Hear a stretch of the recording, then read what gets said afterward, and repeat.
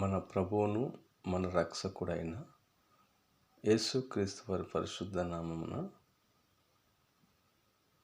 ప్రపంచంలో ఉన్న వారందరికీ శుభం కలుగునుగాక. ఆమెన్. ఈరోజు కొన్ని వాక్యములను చదువుకుందాం. ప్రకటన గ్రంథము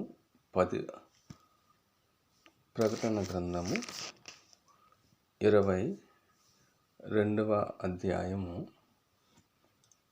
10వ వచనం నుంచి కొన్ని మాటలు నేను చదివి మీకు వినిపిస్తాను. 11వ వచనం వరకు చదివి వినిపిస్తాను. అందరూ చక్కగా ఆలకించి అందులో ఉన్న మర్మం ఏంటనేది గ్రహించవలసిందిగా ప్రభు పేరట కోరుచున్నాను.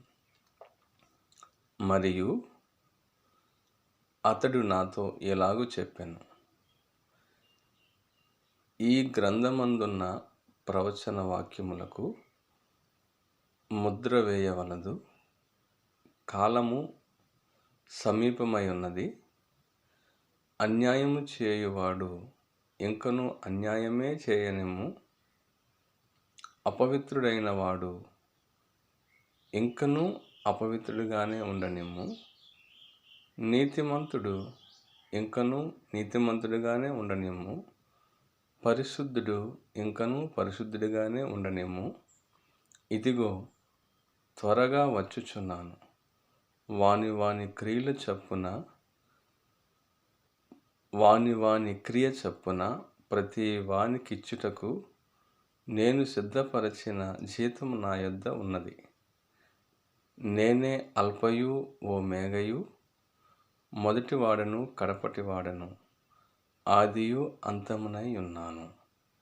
ప్రభువు తన పరిశుద్ధ వాక్యములను మన వినికిడిలో దీవించునుగాక. ఆమెన్. ప్రపంచంలో ఉన్న వారందరూ సంతోషంగా, హ్యాపీగా, ఆరోగ్యంగా ఉండాలని కోరుకుంటున్నాను. ప్రపంచంలో ఉన్న ప్రతి ఒక్కరికి శుభం కలుగునుగాక.